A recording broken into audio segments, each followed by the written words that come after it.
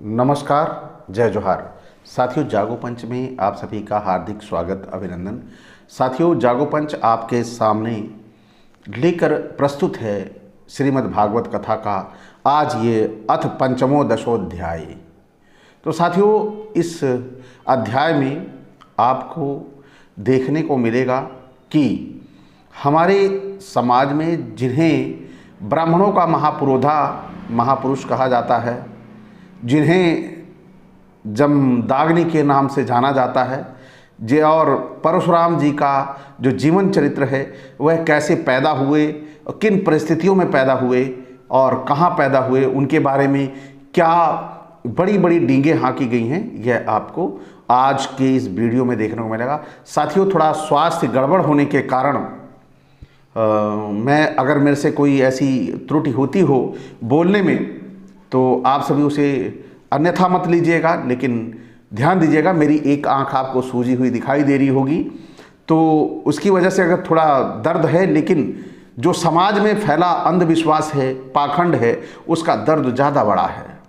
तो इसीलिए मैं आज आपको अपनी इस भागवत कथा में ये बताना चाहता हूँ कि जो भागवत कथाएँ हमारे समाज में लाखों करोड़ों खर्चा करके जो प्रदान की जाती हैं, उसी कथा को जागो पंच निःशुल्क उपलब्ध करवा रहा है। और इस कड़ी में आज हम आए हैं, जो आपने राजा पीछे पुरुरवा की कहानी सुनी थी, उन्हीं राजा पुरुरवा से हम शुरुआत करते हैं। ये यादवों के महाराजा, यादवों के जो वंश है उससे बताए गए हैं। जैसे आप सभी जानते हैं, ब्रह्मा के बेटे अत्रि, अत्रि से चंद्रमा, चंद्रमा से बुध, बुध से पुरुरवा, और पुरुरवा से आगे की कहानी आप सभी आज सुनेंगे। तो साथियों, यहाँ पर श्री सुखदेव महाराज जी कह रहे हैं, परीक्षित उर्वशी के गर्भ से पुरुरवा के 6 पुत्र हुए, आयु, शतायु और सत्यायु, रय, विजय और जय। और फिर शतायु का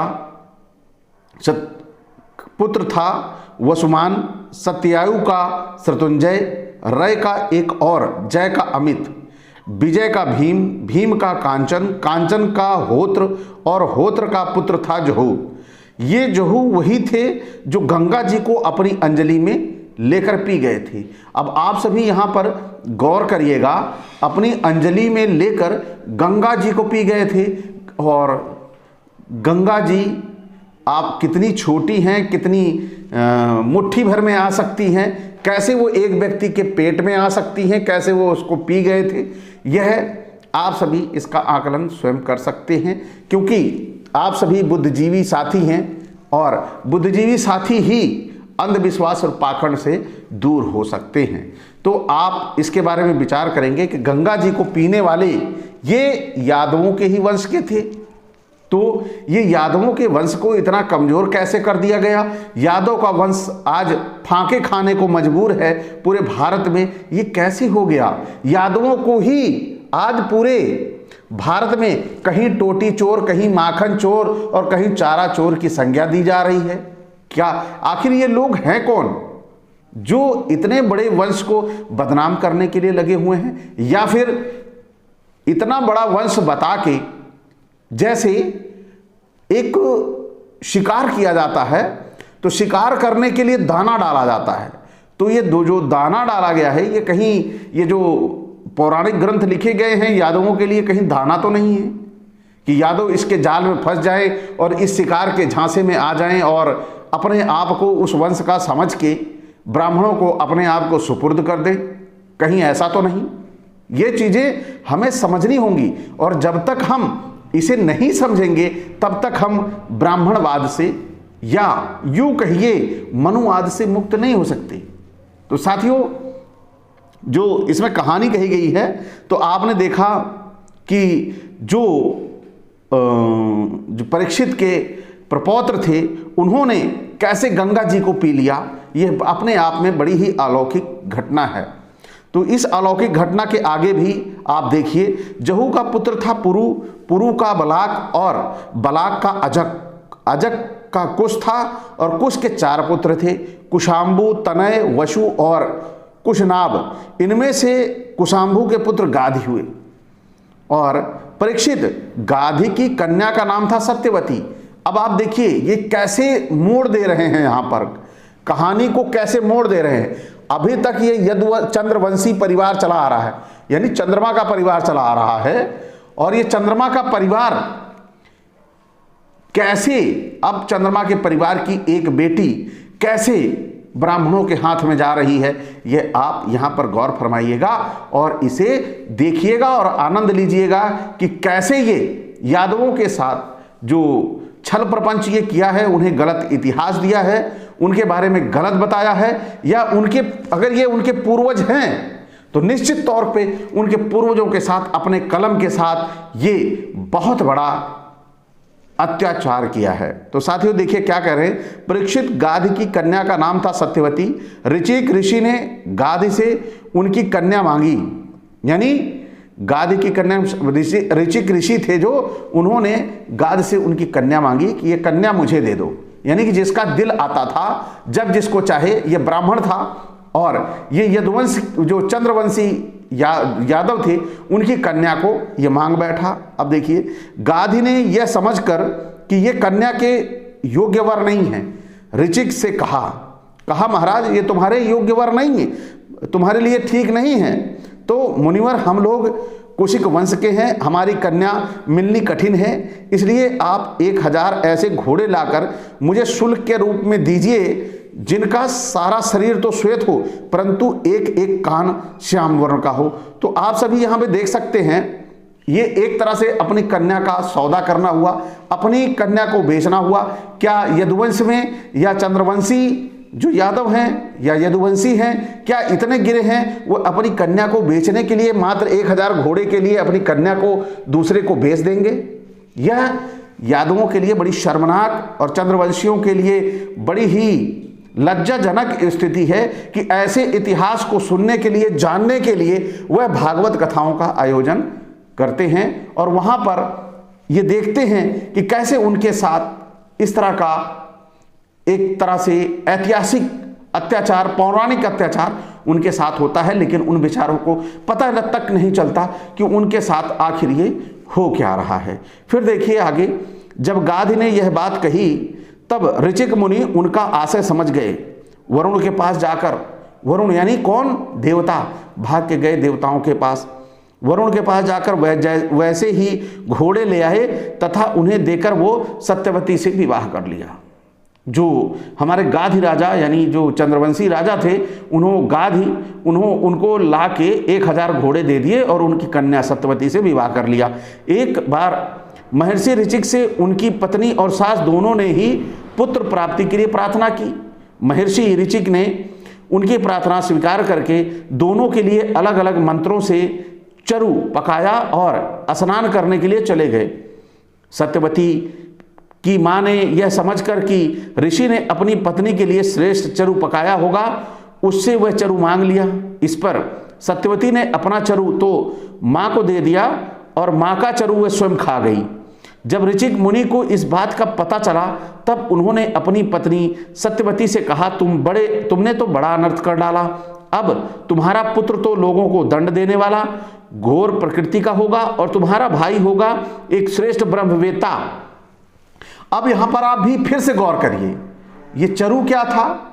जिस चरु को, यानी यहां वीर से कोई लेना देना नहीं है, यहां स्त्री पुरुष के संसर्ग का कोई लेना देना नहीं है।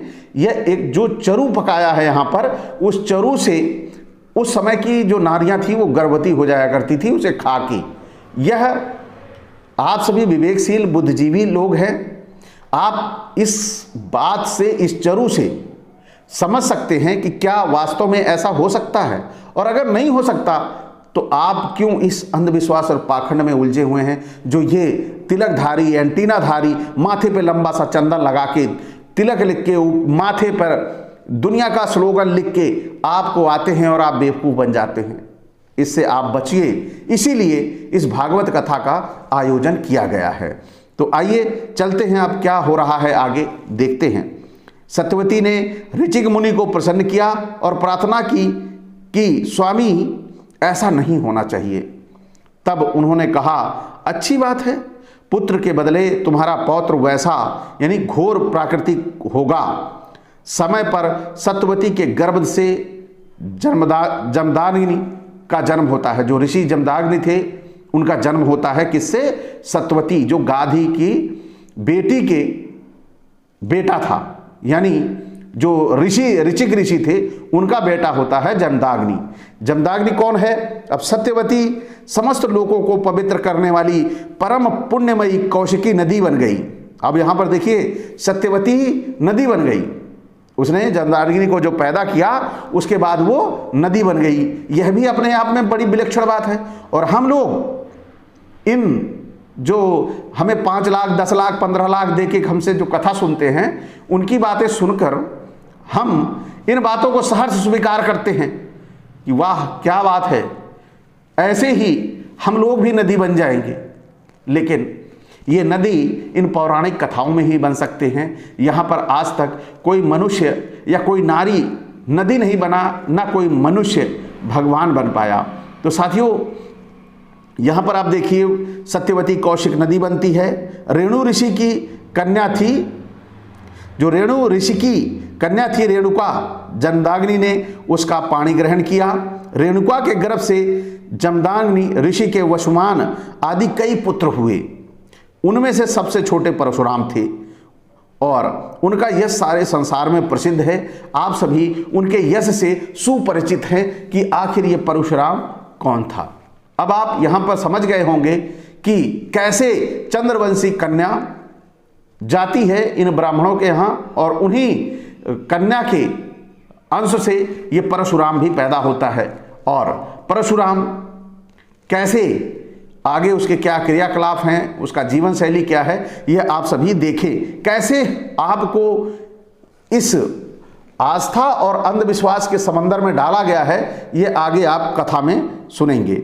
अब यहां पर देखिए, उनका यश सारे संसार में प्रसिद्ध है। कहते हैं हय्ये वंश का अंत करने के लिए स्वयं भगवान ने ही परशुराम के रूप में अंशावतार ग्रहण किया था। क्योंकि भगवान अगर ये अंशावतार ना ग्रहण करते परशुराम के रूप में, तो भगवान की क्षमता नहीं थी कि वह हय्ये वंशियों को मार सके। हय्ये वंशियों के प्राण लेने की शक्ति उनके नहीं थी। उनका चित्रगुप्त हड़ताल करके भाग गया था। उनका जो यमराज था वह स्वयं क्या सांसें छोड़ गया था। क्या उनका ये जो पूरा का पूरा नरक और स्वर्ग का जो कॉन्सेप्ट था, क्या फेल हो गया था? क्या हय्ये वंशियों के जो मृत्यु का दिन लिखा हुआ था, क्या वो किसी ने मिटा दिया था? तो यहां पर क्या ईश्वर निष्क्रिय हो गया था? ईश्वर की क्रिया शैली, ईश्वर के कार्यकलाप सारे बंद हो गए थे, ठप हो गया था। जो ईश्वर को अंशावतार लेकर किसी को मारने की जरूरत पड़ी, ईश्वर जो वहीं पे बैठा बैठा हाथ से कि जिसको चाहे उसको मिटा दे, जिसकी चाहे उसकी सांसें खींच ले, क्या इतना ईश्वर कमजोर हो गया था? तो साथियों, यही बातें आपको समझनी है, कैसे आपको छला गया है, कैसे आप इससे बचेंगे। तो आगे चलते हैं। अब इसमें यह भी कहा गया है कि परशुराम ने पृथ्वी को 21 बार क्षत्रिय विहीन कर दिया। यद्यपि क्षत्रियों ने उनको थोड़ा सा ही अपराध किया था, फिर भी वे लोग बड़े दुष्ट, ब्राह्मणों के अभक्त, रजोगुणी और विशेष करके तमोगुणी हो रहे थे। यही कारण था कि वो पृथ्वी पर भार हो गए थे। इसी के फलस्वरूप भगवान परशुराम ने उनका नाश करके पृथ्वी का भार उतार दिया। तो यहाँ पर आप देख सकते हैं कि पृथ्वी का भार उतारने के लिए परशुराम का अवतार ईश्वर को लेना पड़ा था। ईश्वर यहां पर आप देख सकते हैं कितना कमजोर और असहाय है, यह आप सभी से छिपा नहीं है। ईश्वर जो यमराज की नियुक्ति कर रखी है, ईश्वर ने चित्रगुप्त की नियुक्ति कर रखी है, सारा लेखा जोखा रखने की कब किसका टाइम हो गया है। और दूसरा, एक्सीडेंट का प्राविधान भी इनके पास है। तो हमारे ईश्वर ने अंशावतार लिया, यह बड़ी सोचने की बात है। निश्चित तौर पर यह ईश्वर के साथ कोई बहुत बड़ा मजाक कर रहा है। ईश्वर को फंसाने की साजिश है, गलती वो कर रहा है और अत्याचार वो कर रहा है और ईश्वर का नाम लगा दे रहा है। यही बात समझने वाली बात है। अगर आप ईश्वर को मानते हैं तो आप एक तरफ ईश्वर को रख कर देखिए और दूसरी तरफ इन कृत्यों को रख के देखिए। क्या एक छोटे से गलती की सजा क्या उसके आने वाले कई वंशों को दी जा सकती है? क्या बाप की सजा बेटे को दी जा सकती है, या उसके पोते को दी जा सकती है, या उसके परिवार वालों को दी जा सकती है? क्या उसके जाति वालों को दी जा सकती है?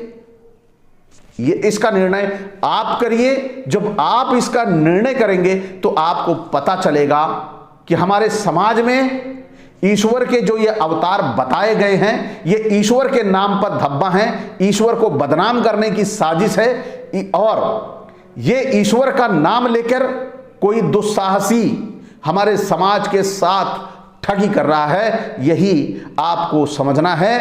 तभी जाकर, जब तक आप समझेंगे नहीं तब तक आप असली जो मुक्ति का मार्ग है वो नहीं समझ पाएंगे। तो साथियों, आज का ये वीडियो आपको कैसा लगा? अच्छा लगा हो तो लाइक करें, साथ ही सब्सक्राइब करना ना भूलें और बेल आइकन की घंटी दबा लें, जिससे हमारे वीडियो का नोटिफिकेशन आप तक त्वरित गति से पहुंच जाए। इसी के साथ आज मैं आपसे विदा चाहता हूं। जय भीम, जय मंडल जी।